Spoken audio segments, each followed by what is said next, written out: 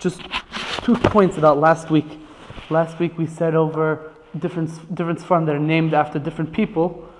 So there's a Nakuda that the Seder Deris brings down by Rabbi Yehuda Nasi that Mishnayis, Shas Mishnayis, Bracha starts off with the word Me'emasai Karin Shmava Arvin. Me'emasai, the Seder Deris brings the name of the Megala Mukais, is the Gematria Ani Yehuda Kadosh. So you see over there also that Rabbi Yehuda Nasi in Mishnayis was meramis to his name in the first word of the Sefer. Like we discussed last week about being meramis to your name in the beginning of your Sefer, or being meramis to your name in the name of your Sefer. Okay, that's something that's kashur to last week. And another Nukuda, once we're talking about Me'emasai, so I saw in the introduction of the Marzu to Pirkei Rabbi Eliezer, he says that he's talking about the chashivus, the importance of Rabbi Eliezer, and he points out that the first Mishnah in the beginning of Shas, in the beginning of Brachos, that Mishnah we're talking about, is the sheet of Rabbi Eliezer. The Mishnah says, "Ve'emasai Kohen Shabbat Arvin, Mishnah Shakahan Nichnasim Lachal Bet Shmasam Ad Sefer Shmuel Rishayna Divrei Rabbi Eliezer." So the words of Shas start off with Rabbi Eliezer. So you see how the chashivus of Rabbi Eliezer, he's the first one mentioned in Shas. That's one Nakuda that's negate to last week. Another Nakuda was last week we mentioned a Medrash Tanchuma in Parshas Chukas that we said that Moshe Rabbeinu, when he went up to Shemayim, he heard them saying the first Mishnah in Para, and Rabbi Eliezer said the first Mishnah in Para, and Moshe Rabbeinu he wanted that this Rabbi Eliezer should be a descendant of his. We said that's what it means. It says B'Shema Echad Eliezer in Parshas Yisro. When we were saying that, I misquoted the Mishnah. The Mishnah in Para, Parak Aleph, Mishnah Aleph says Rabbi Eliezer Omer Egla bas Shnasa Upara bas Shtayim. V'Chachamim Egla bas Shtayim Upara bas Shalish. I confused the two sheets, Rabbi Eliezer and the Chachamim. Yes, sir. Did Rabbi Eliezer end up being a descendant of Moshe Rabbeinu? So it seems that he was. Yes, it seems that Rabbi Eliezer is a descendant of Moshe Rabbeinu. And then we have to know exactly if he was a straight paternal descendant, which would make him a Levi, like Moshe Rabbeinu was a Levi, so he'd be a Levi. But there's other sources that seem to say that Rabbi Eliezer was a Kohen. The Radal talks about it. It's not so clear. But I misquoted the Mishnah last week, so I wanted to clarify that. And just interesting that some Mefarshim on this is more to get to next week, but some Mefarshim on that Medrash point out that what was happening over there was that Rabbi Eliezer was able to understand some sort of secret of Paraduma that Moshe Rabbeinu wasn't able to understand. And even though Moshe Rabbeinu realized that he's not on that darga or whatever, that he can't understand it, but he wanted that at least the person who could understand it would be somewhat a descendant of his. Whether it means a literal descendant or not, it means just someone who comes mikayach Moshe Rabbeinu. That's kashur to last week. Okay, now we're going to start Pirkei Rabbi Eliezer, Parak Aleph. This is the story of how Rabbi Eliezer went from being a Pashut farmer to becoming the Tana Rabbi Eliezer. The first two Prakim are discussing this story. This story is the opening of Pirkei Rabbi Eliezer, and as we said before last week, that it could be that it was added on later on, that it's not really part of the actual Sefer. It could be the actual Sefer starts with Perek Gimel of Me'im Al Gvoras Hashem. This story is, besides being brought in Pirkei Rabbi Eliezer, is also brought in Avos Rabbi Nassan in Perek Vav and in Bereishis Rabbah in Parsha Mem Beis. So let's read the story. It says, Ma'aseh Rabbi Eliezer ben Hyrcanus. There's a story with Rabbi Eliezer ben Hyrcanus. Shahayu la'aviv charshim. He was working. He was working with his father's workers in plowing a field. V'hu charshin al gabei hama'aneh. V'hu yacharish b'trashin. The workers of Rabbi Eliezer ben Hyrcanus, his father, were working in the soft ground. They were working to plow the field, and the field that they were the part of the field that they were working on was soft, ma'aneh. V'hu yacharish b'trashin. Rabbi Eliezer, because he's not a Rebbe yet, he was working in the hard ground. As you can imagine, it's very difficult to plow through hard ground because it's hard ground, and you have to, if you want to make a ditch through it, it's not so easy, and it's hard work. And what happened was, Yoshav loy v'haya boicha. He was sitting and he was crying. Amar loy avev mipnei ata voicha. His father came over. He saw his son is crying. What are you crying? Why are you crying? Shema mitzta'er sha'ato chayrish b'troshin. Maybe you're suffering, you're in pain because you have to plow through the hard ground. So I'll help you out. We're going to switch it. We'll have a role reversal. You do the soft ground, and I'll have the workers take care of the hard ground. Make it a little bit easier for you. So they switched jobs, and Rabbi Eliezer started working the soft ground, and the workers were working on the hard ground. Still, Rabbi Eliezer went, and he was sitting there in the soft ground, and he was sitting there and he was crying. His father came over and said, "Why are you crying? Maybe you're in pain, you're suffering, that you have to work in plowing over here on the soft ground?" And the Marzul points out, obviously not, because that's not bothering. It's easy to do. So it seems like you just want to not work anymore. That's why you're sitting here crying. He's trying to say maybe you're lazy. You don't want to work anymore. What's the matter with you? So Amar Loi, Lav, no, that's not why I'm crying.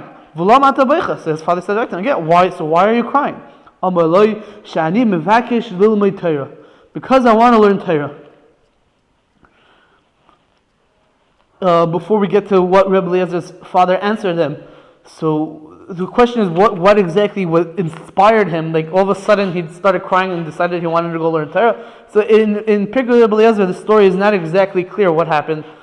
In another place where the story is brought, in Bereshis Rabbah, so over there it wasn't hard ground and soft ground, but what was happening was it was a story of whether he was plowing in a straight field, a plain field, or in something that was on an incline. So obviously it's harder to plow on something that has an incline, because if you're trying to plow upwards, it doesn't really work so well. So it takes more work. And in that story, what happened was Rabbi Eliezer's cow fell off the mountain, and that's what caused him to start crying. And then he realized himself. He said, "L'tevasi nishbra regel parasi." For my good, the foot of my cow became broken, and that was sort of what inspired him to learn. And also there, it's not so exactly clear what inspired him exactly. The Radal wants to say that even though it doesn't say in Pirkei Eliezer what happened, but he wants to compare this to a famous story of Rabbi Kiva, that by Rabbi Kiva, what inspired him to go into learning at an advanced age was the fact that he noticed that the water was able to penetrate through hard rocks and make a hole in the rock.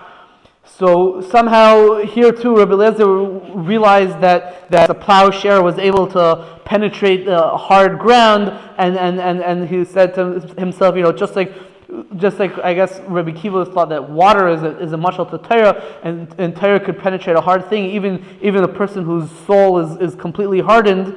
So Rabbi Eliezer somehow made the same comparison and decided that he has to go learn Torah because he sees that something can be, even the hardest things could be penetrated. I don't see exactly how a plowshare is a mashal to Torah, but it could be there's some other source that says such a thing.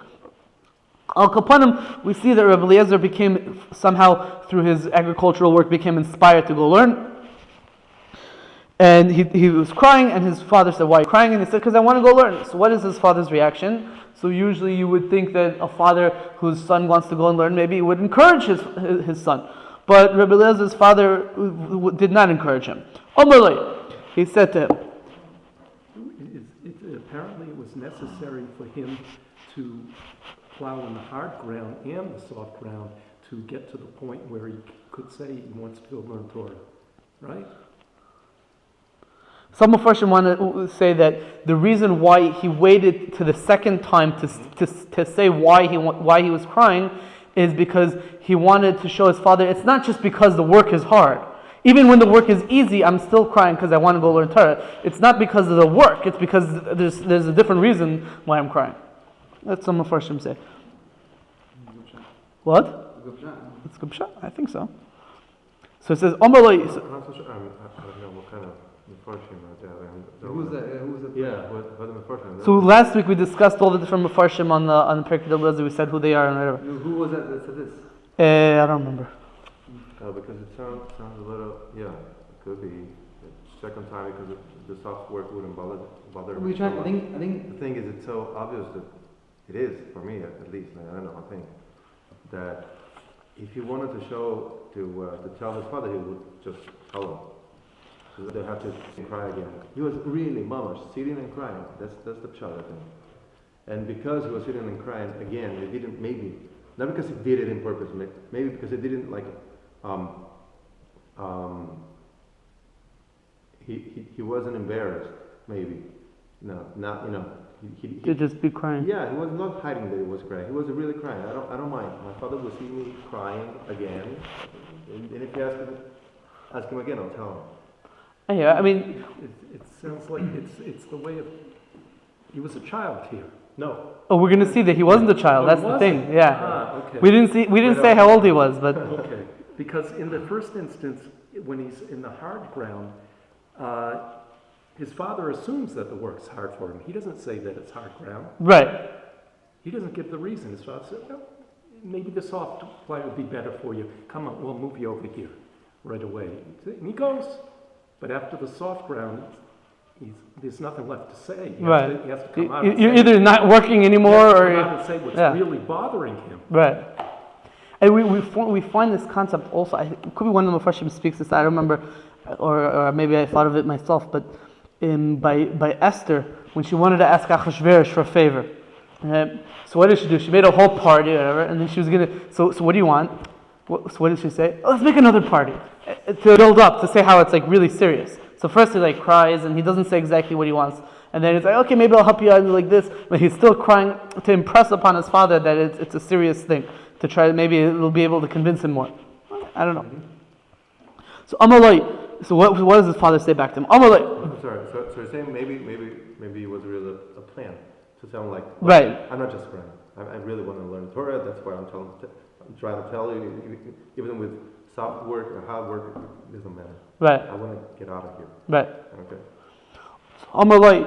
So his father said to him, "V'haloi ben esrim u'shmeina shana ata? You're 28 years old. V'ata mavakesh lomad Torah. You want to go learn Torah?" It is actually in the Avos Rabbi Nosson, the Ger says that he's 22 years old, not 28. But the point is, his father says, "You're already older, and as the saying goes, you can't teach an old dog new tricks. You didn't learn when you were younger. You're not going to be able to learn when you're older."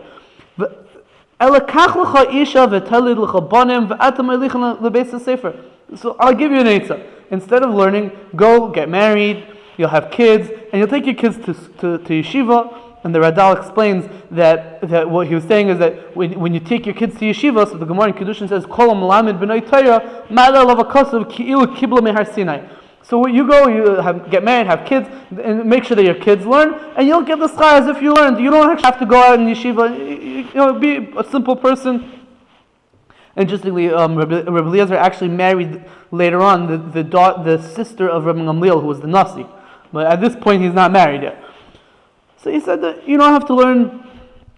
It's interesting Nakuda also that the Radal points out that it says, he said, you're 28 and you want to go learn. So we find in the different sources, including Avos Rabbi Nosson, it says in Avos Rabbi Nosson, in the Perek Chav Dalet, it's talking about Elisha ben Avuya. Hu haya omer haloi me'Torah b'yaldusai devrei Torah nevloin b'domov v'yetzin mepiv mufurashin. A person who learns Torah when he's younger, the divrei Torah gets absorbed into his blood and it comes out explicit from his mouth. It comes out very clear. V'haloi me'Torah b'ziknusai. When a person learns Torah when he's older, as opposed to and he didn't learn when he was younger. If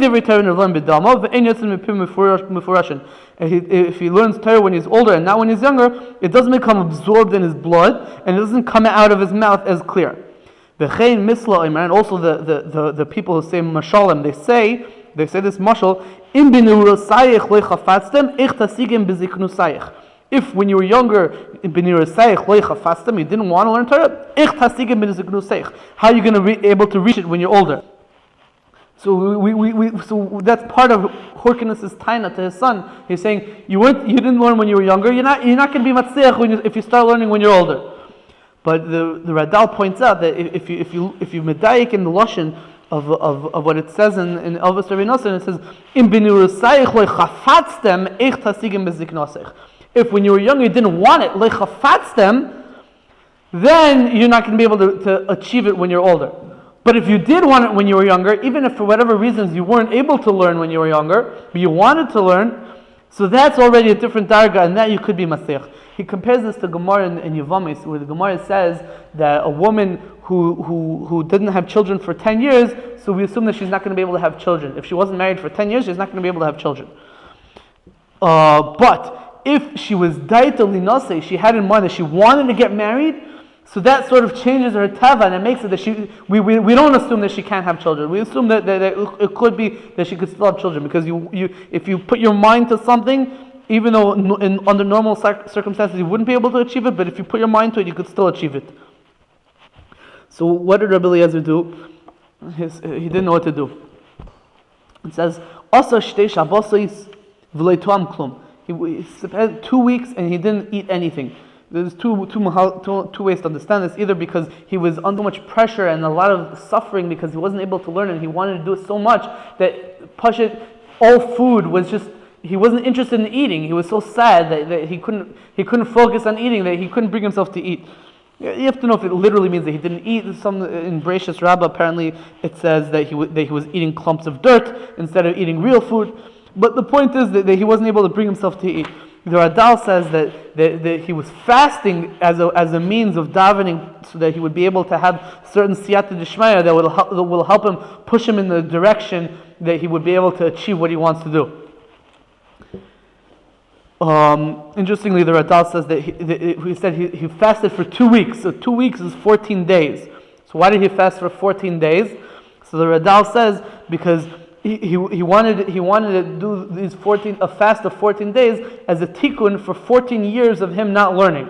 Because when he's 28 and he was 13 when he was bar mitzvah, he was 13. So 28 minus 13 is not 14, it's 15. But this year he's going to go learn, so this year doesn't count. So the last 14 years he wants to make a tikkun for. 28 minus 14. What? Minus 28 minus 14. minus 14. 14. 14 or 13? What? 14 plus 14 is 28. Yeah, but say it. One Okay. year with 13. Yeah. We're saying the truth. We're just saying. Say it. It's interesting. Yaakov Avinu he had to do a tikkun for being away from home Yeah. while he was sitting and learning. Here we have Rabbi Eliezer, who basically it seems like he was doing kibbutz avim. He was staying home and working like his father wanted him to do, and he sacrificed, and he wasn't learning. So it's just the opposite side. So what do you see from that? So, there's something it seems like they perceive something lacking, and both of them perceive something lacking. I think you see from that there's no one plan for every person. Each individual has to do what he has to do. He what his cheshbon or whatever, his shirsh of his neshama or whatever, he had to do this. That was his tafkid in life. That was his tafkid in life, and different people have to do different things. So he fasted for 2 weeks, and what happened after he fasted for 2 weeks? Eliyahu Navi came to him, revealed himself to him.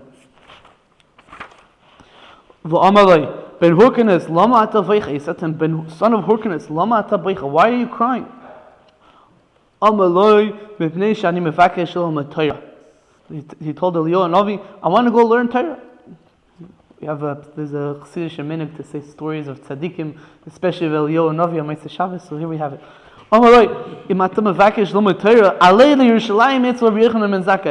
If you want to go learn Torah, so go up to Yerushalayim and go learn by Rabbi Yochanan and Zakkai. Just before we go on to the next part of the story, so the Marzu points out a very interesting idea, that there's a famous brisa of Rabbi Pinchas ben Yair. That this brisa is found in Avodah Zarah Chaf Amud Beis and a few other places in Shas.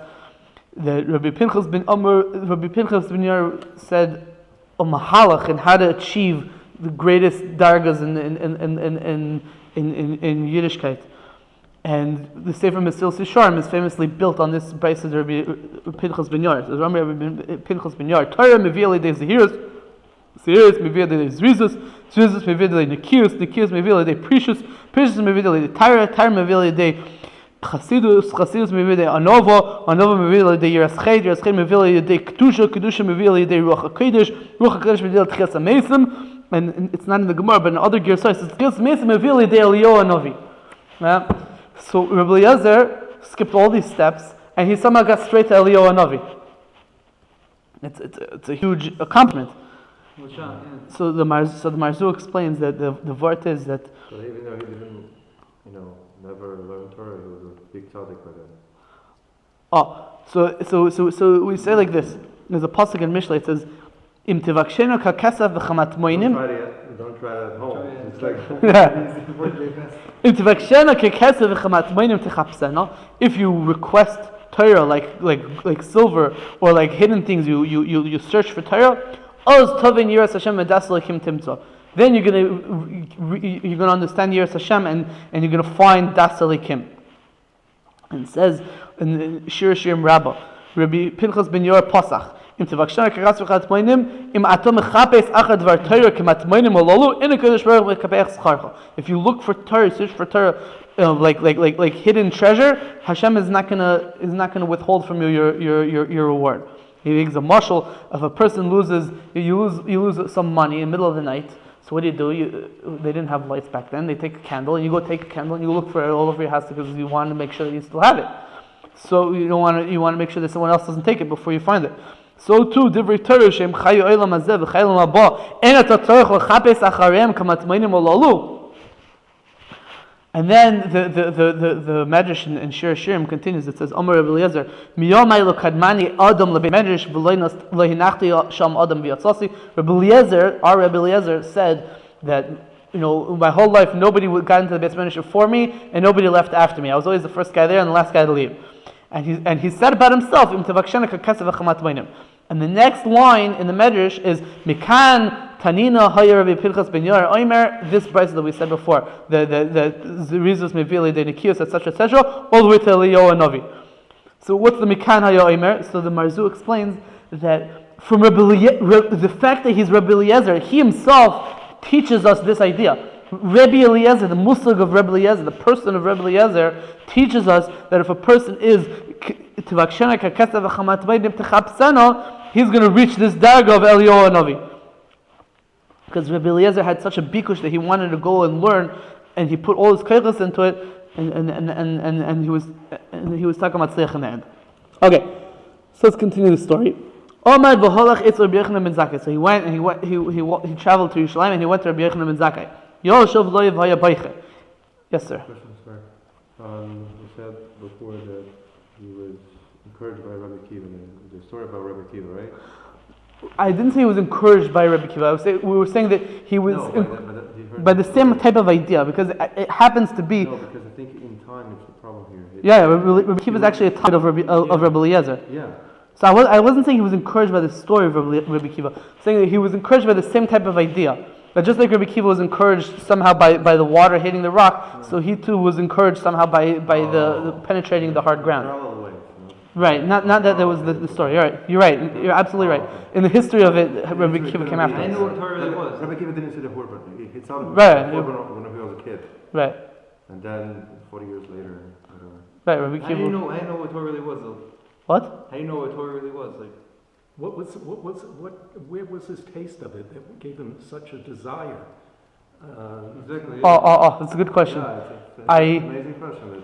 I hope we're gonna have time to talk about it this week, if not next week. But I'll be next week. But it's a good question.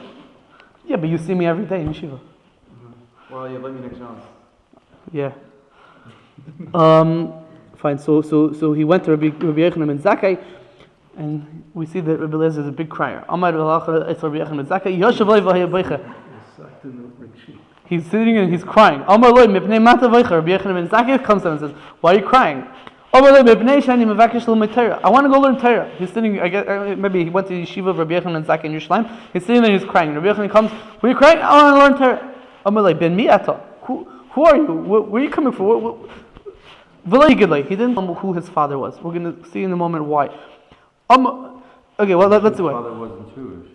What? Maybe it was a convert. No. Hyrcanus was definitely Jewish. We're going to see later on that Hyrcanus was actually, his father Hyrcanus was actually one of the chashuva people of Klal Yisrael.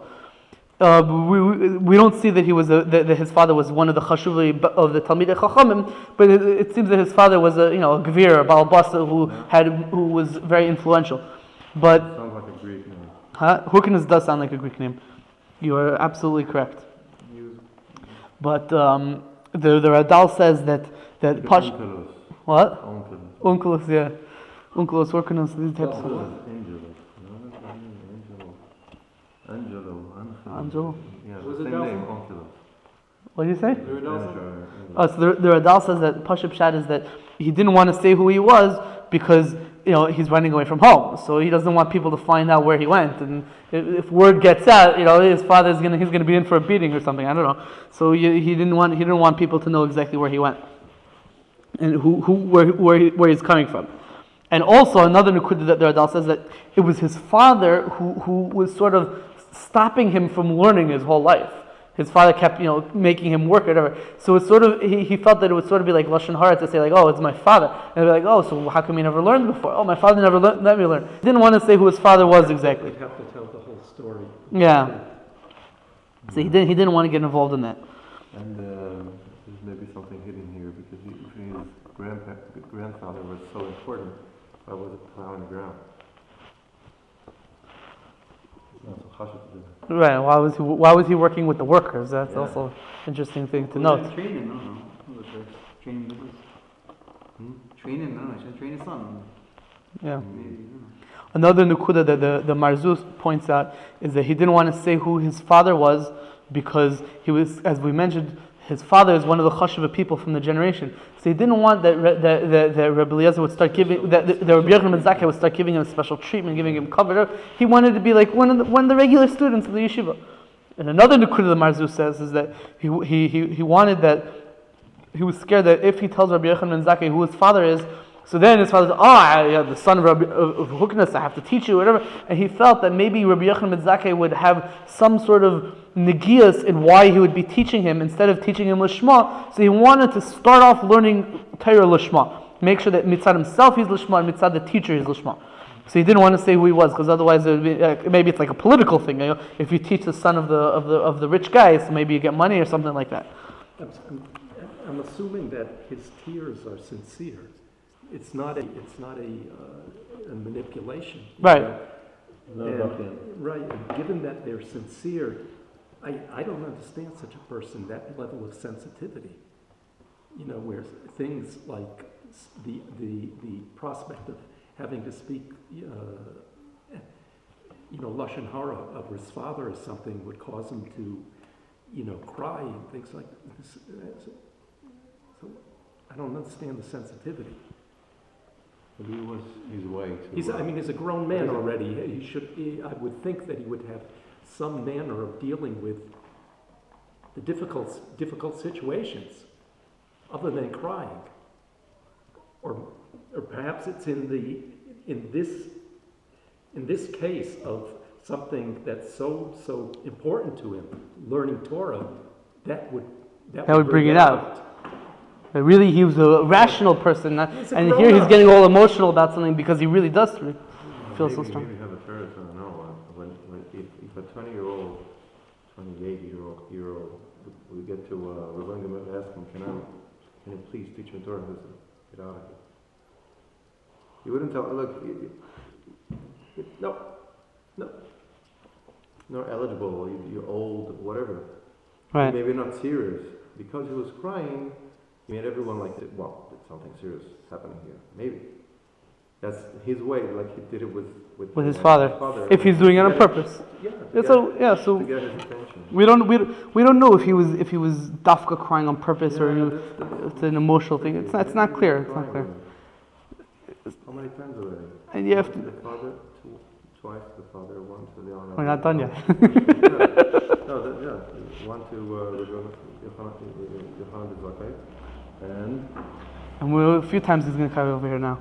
So he's. Listen, let's assume for a second that the tears are sincere, and that he is a grown-up. Okay, he's used to dealing with situations, with his father, and when he's working, he starts to cry. It would have to be that he knows what's going to be. His father's not going to let him go. And this is very dear to him. He cries. He gets to yeshiva finally, runs away, goes to yeshiva. He knows what the Rosh Kollel is going to say to him. He's going to say to him, get out. We only have young boys here. He knows it's not going to happen. It's very dear to him. He cries again. Right. I don't know. And I think everyone here would cry if we were to see Leonavi, right? That's the easy one. No, but that'll be crying out from a reaction of a high spiritual revelation. Yeah, the other night can help him. He just told him go. He said, let him go there. That's it's nothing much. Yeah. So let's see what Rabbi Yochanan ben Zakkai says to him. Amar lei, mi'amecha lo lamadeta kriya shema v'lei tefillah v'lei birkas hamazon. You never learn. He's asking Rabbi Yochanan ben Zakkai, teach me Torah. He says, you never learned kriya shema. You never learned how to daven. You never learned how to bench.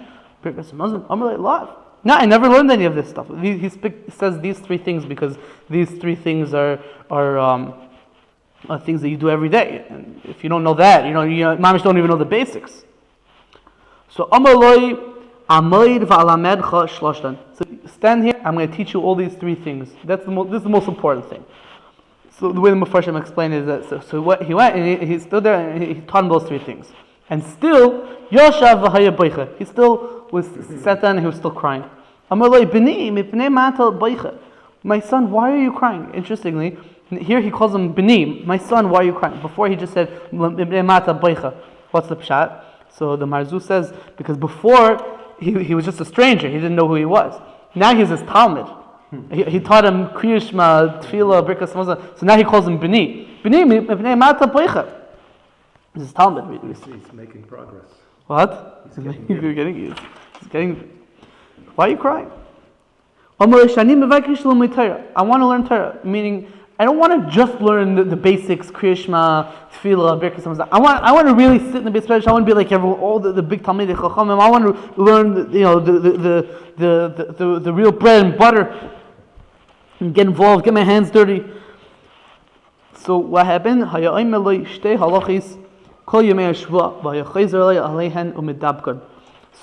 Rabbi Yochanan ben Zakkai, who was the Nasi of Klal Yisrael at this point, the number one leader in the yeshiva in Klal Yisrael, sat down with him and he would tell him two halachas. It's not clear exactly to understand this. One way of understanding it is that he would tell him each week. He would tell him two halachas. This way the Marzu says it. He would tell him two halachas, and Rabbi Eliezer would on his own make some sort of pilpul or whatever, and try to somehow show how those two halachas are connected to each other. Or umidabkan, he would make them cling, means midabkan to his nefesh and to his heart. The that says in Mishlei, in Paragimel, kisel maluach libecha. You should write the Torah on the chart of your heart. You should inscribe it inside yourself. Another mahalach is that every day of the week he taught him two things, because the Radal wants to say it like that because he says it doesn't make sense that he would only learn two halachas the whole week, because we find Makaris that Rabbi Eliezer was able to remember things very quickly and very fast. So he wants to say there wasn't that it was two halachas the whole week; it was two halachas every day of the week. Like he says, Kol Yemei HaShavua. All days of the week. But I hear it could be in the Kol Yemei HaShavua for all the days of the week. Two halachas for all the days of the week. It's not clear exactly what it means, but interestingly, the Radal brings a Tshuvas Rashbash that when it says Kol Shena Halachis B'Chol Yom Muftach Leishu Ben Elaba, so Kol Shena Halachis B'Chol Yom, halachas means at least two. So if you learn two halachas every day, you move to Shalom Haba. So it could be that's what Rabbi Eliezer was doing. He was learning two halachas every day. And Radal conjectures that maybe it means one halacha in the morning, one halacha at night, or he would learn two halachas during the day, and he would do chazara the whole night or whatever. Or he would learn one in the morning and then chazret the whole day, and one in the beginning of the evening and then chazret the whole night. Al kaponim, so Rabbi Yochanan ben Zakkai went and was teaching Rabbi Eliezer, and Rabbi Eliezer was getting used to the musag of yeshiva, and I think we'll go a little bit weiter. Yeah? Okay. So what happened? Rabbi Eliezer is getting used to his situation over here in yeshiva. Also, Shmoina Yomim v'lei Tom Klum. Rabbi Eliezer went and at some point he fasted for 8 days when he was in the yeshiva.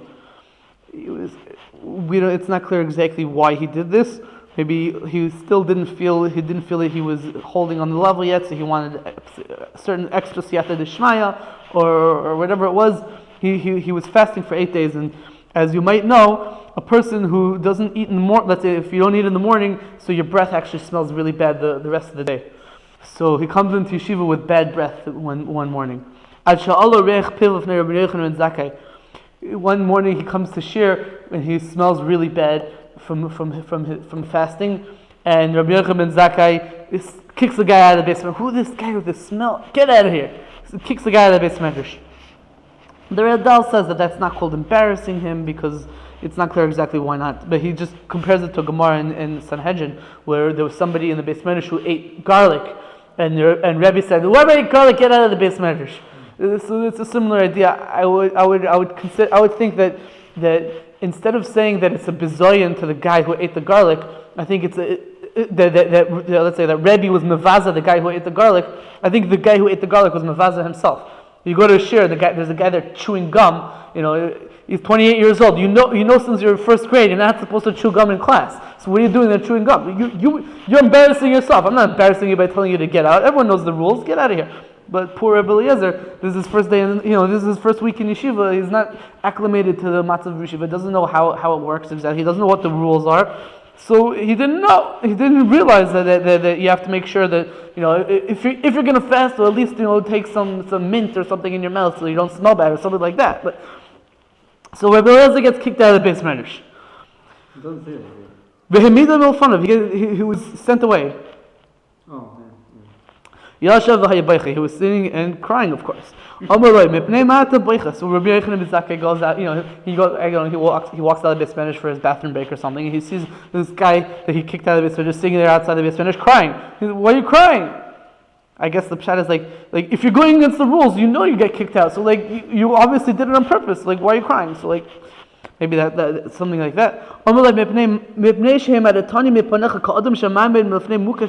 Because you sent me away from yourself, like a guy who sends away like someone who's disgusting, full of boils and has all kinds of acne or something, like some sort of hideous creature. You just sent me away like that.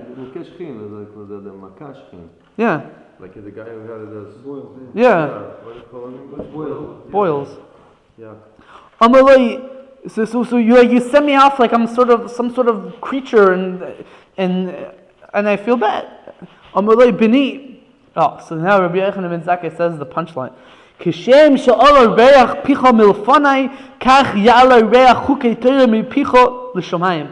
Just like the smell of your mouth came in front of me, so too the reach of the smell of the chukei Torah of the divrei Torah from you will go straight to Shamayim. In this, Rabbi Yochanan ben Zakkai is giving him a bracha. Why do you get the bracha? What? Why? Make him feel better. To make him feel better. That's one nekuda. But he also realizes it seems like he's getting a better sense all the time of who he is. Why? He was kicked out and he's crying. Okay, of course he's crying. He tells him, why are you crying? Because he kicked me out. Okay, fine, right? So I kicked you out because you're so great in Torah that you can't, act like someone else, like someone that chewed garlic in class. You have to act like a Talmid Chacham. That's why he gave him the bracha there. I'm not just giving you the bracha. I'm telling you that you're going to be so great in Torah, and then you have to act like one person that is a big Talmid Chacham. If we're saying like the way I was saying it before a little bit, that he wasn't used to the yeshiva, he didn't know exactly all the rules or whatever. So Rabbi Yochanan ben Zakkai was sort of giving him a bracha that you should be matzliach in yeshiva.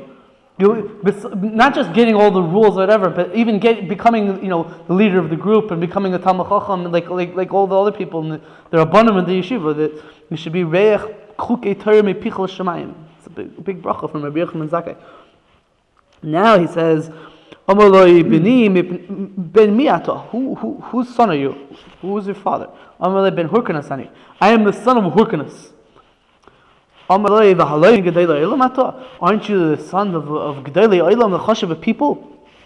V'Lo Yisam Agidli. You didn't tell me who your father was. Why didn't you tell me your father was? He's such a Chashav a person. So he says,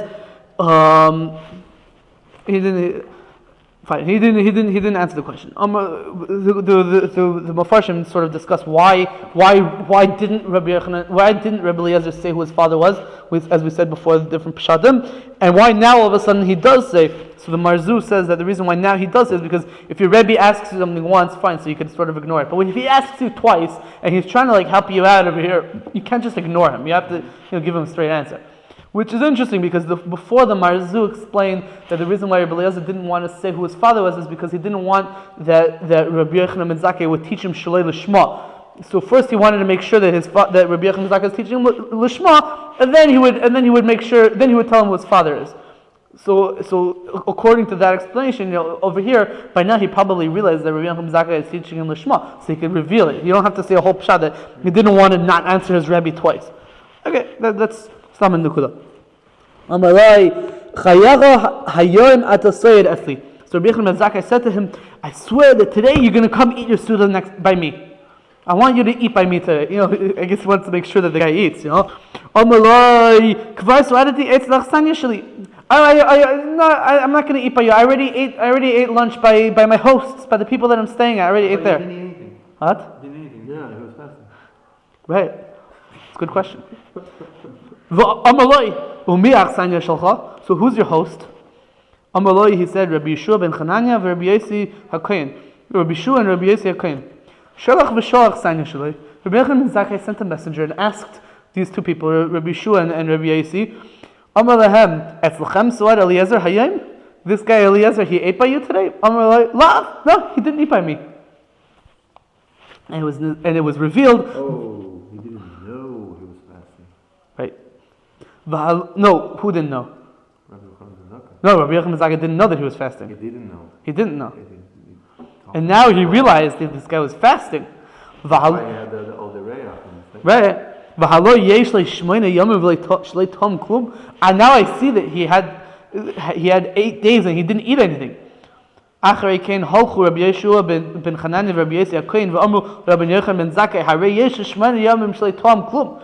then his two hosts themselves, they came and told Rabbi Yochanan ben Zakkai, this guy hasn't eaten anything.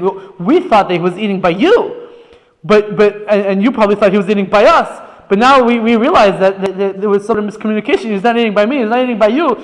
And what the Marzu says that they came themselves. They didn't just send messages because it was mamish a case of pikuach nefesh. The guy didn't eat for 8 days. We got to go take care of him. Did the person say anything about lying? Oh, that's one of the two nukudas that I want to talk about. It's a shtickle late already, but I think it's okay if I continue a little bit. Yeah. So there's two nukudas like this. One nukuda is there's a Gemara Yerushalmi Mesachas Megillah Perek Aleph Halacha Tes. It says in the Yerushalmi there was one time there was a. Do we have Yerushalmi here? I don't think so. It was a Yom Segrir. There was once it was a rainy day, and nobody came to the Beis Medrash on that day. The Chachamim didn't come to the Beis Medrash on that day, and what happened was a few kids came to the Beis Medrash. All the adults stayed home because it was raining. Maybe they were home with their kids or something. I don't know. They were home, and only a few kids came to the Beis Medrash that day. It was raining. It was mamish little kids. They came to the Beis Medrash. They were meiser nefesh on this rainy day. They came to the Beis Medrash, and they said, "No, we gotta learn." So these kids didn't really know anything. I would add that all they knew is the first thing you're supposed to learn: Torah Tziv Alanu Moshe Mara Shakilas Yaakov. The inyan of that Hashem gave the Torah to Moshe Rabbeinu, and they knew a little bit of Aleph Beis. Mamish little kids, like 3-4 years old. But you're getting Yerushalmi? I think so. It's okay. I'll just say over the story. And these kids come into the Beis Medrash and they say, no, we got to learn. So what do they say? So they just know Aleph Beis. So they're going to say a drush on Aleph Beis. Yeah? We all know that in Aleph Beis there's 4 letters that are repeated. Right? There's 4 letters that are repeated in Aleph Beis. There's the Mem, Nun, Tzadik, Pei, Chaf. There's the final Mem and a regular Mem. The final Nun, a regular Nun. Tzadik, Pei, Chaf. Right? Mem, Nun, Tzadik, Pei, Chaf. 5 letters. Right? Mem, Nun, Tzadik, Pei, Chaf. 5 letters. So we're going to say a drush on these 5 letters. So Mem, Mi Maimer Le Maimer. Nun, Mi Neman Le Neman. Tzadik, Mi Tzadik Le Tzadik. Pei, Mi Peh Le Peh. Chaf, Mi Kaf Yodei Shel Kodesh Baruch Hu, Le Kaf Yodei Shel Moshe Rabbeinu. They said they made a drush in the letters, the 5 letters that have final letters of Menatzbach. They made a drush that talks about Hashem giving the Torah to Moshe Rabbeinu. Mi Maimer Le Maimer, Neman Le Neman, Tzadik Le Tzadik. Peh Le Peh, Kaf Yodei Shel Kodesh Baruch Hu, Le Kaf Yodei Shel Moshe Rabbeinu. And the Yerushalmi ends off. It says that they put up as a simon. They made some sort of sign that we're going to watch these kids and see what happens to them. And the Yerushalmi says, who are these kids? When they grew up, it was Rabbi Eliezer and Rabbi Shua. Now, from what we know, Rabbi Eliezer, it sounds like he didn't know anything. He mamish came in, he didn't know Kriya Shema, he didn't know had a bench, he didn't know Shemana Esrei. So what? He was a kid. When he was a kid, he was able to say this grace of Drasha, and now he comes in, he doesn't know anything. So, like he never learned before. What happened? Yeah. That's one question. Another question is what you were asking also. We find that Rabbi Eliezer, Rabbi Yochanan and Zakkai invited him over to eat by him, and he said, "No, I already ate." Right? And he didn't really eat. He was fasting for 8 days. So how could he lie? It's also to lie. Right? So how do you do that? So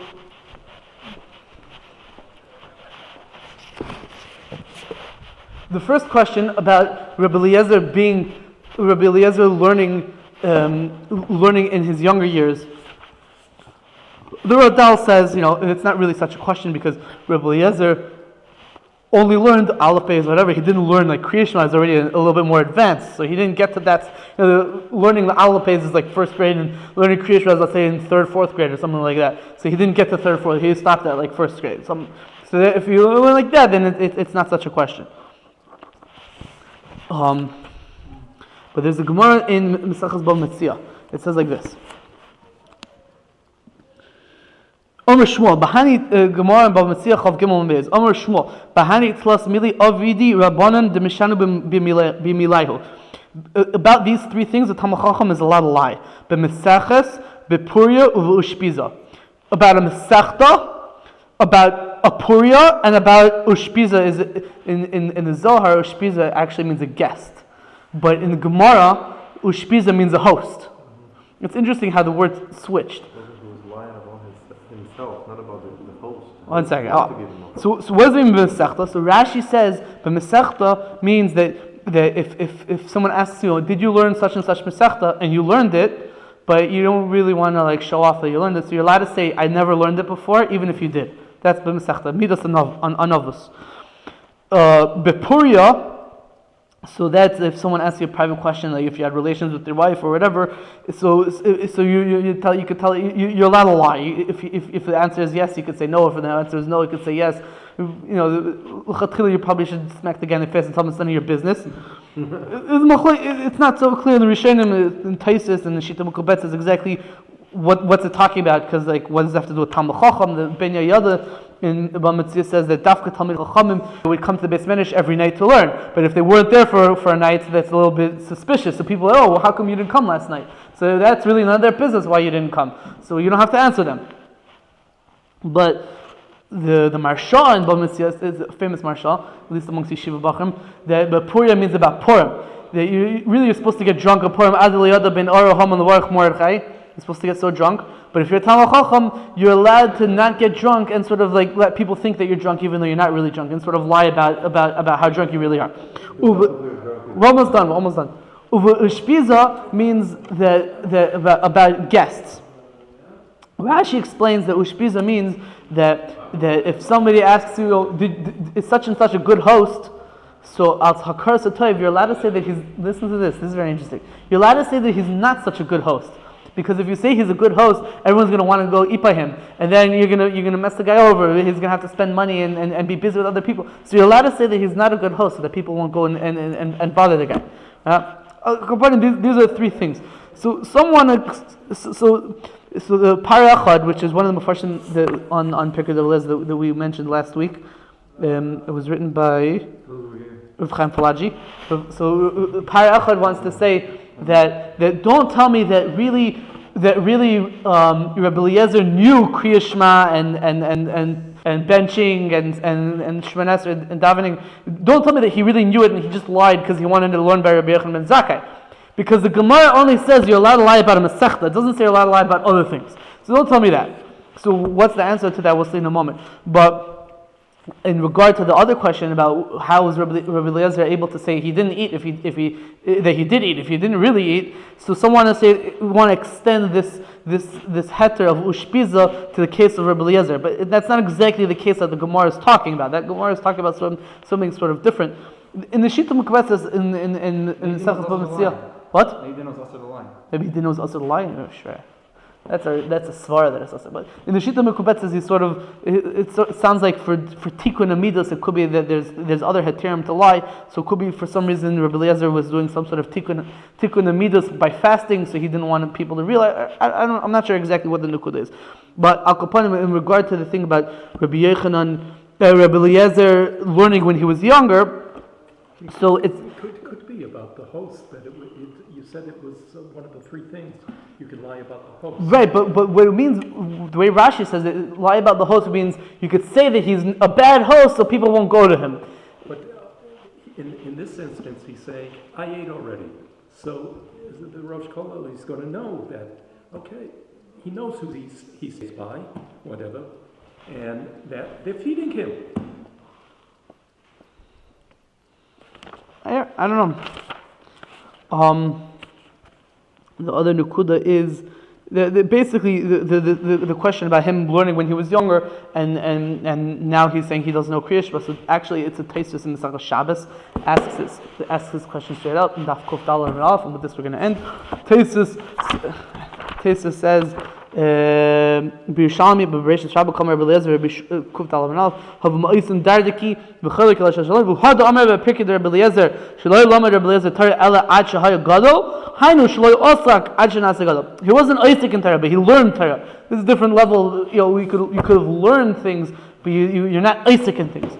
Maybe also you could say stam like he learned these things when he was younger and he forgot it. I don't know. Okay, we're going to stop here for this week, and I hope everyone has a nice week and a good tavach. Remember.